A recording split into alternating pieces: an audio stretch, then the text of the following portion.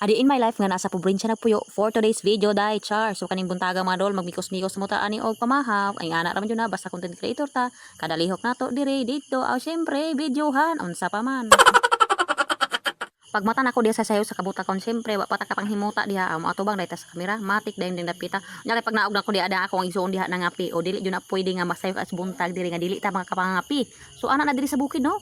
Naadyoy timo-timo ba bago ang kain. Kunya matik dayon din dapita pag naog nako syempre ako ang bana diha nagkuan mo nagyaw-yaw na pud. Nagyaw-yaw siya na bakit chika-chika dili jud na pwede diri sa mo akong say sa buntag magtapok-tapok mi diha ako mga isuon syempre mga people ay mi diha napita para magpainit sa atong utok nga nabug.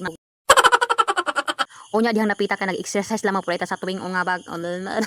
Nag-exercise lamang pud ko diha para malunhat ni atong kalawasan nga gahi ba.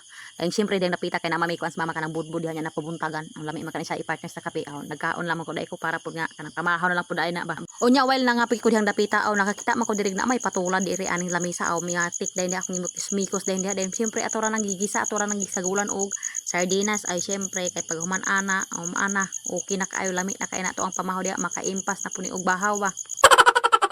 Unya kay dili gina pwede nga wala tay partner diri ba. Aw unsa pa man kaning bulad kung wala magay bulad aw kaning ginamos. Siyempre bulad sa kay wa pa man tong ginamos. Unya kay dihang napita pag human ako og luto di sa pamahaw, nakuratan ko kay kung anak og asa na palulong. Sus ko kay tuara man ay didto sa babaw nagdagan-dagan kay kani kung naa po dihang mga itagsa ba. Basta gani diri mi sa kamama bali yun na siyang lingawan murag ni sa kanang naka guwa sa koral ba. Na ako na lang po siyang gipa kanang gipa enjoying life di sa di ba kay naa po diri sa kamama gipa enjoy sa nako ja. Dahil nakita man ko nang kuan kining baktin sa akong magulang ba nga nagkaon na di sa aning duhang usa ni kuna. Na silang kuna bagi butang ba. Siyempre ako na po na silang gipang videohan di aron makitaan po ninyo ang aesthetic niyang kuna char.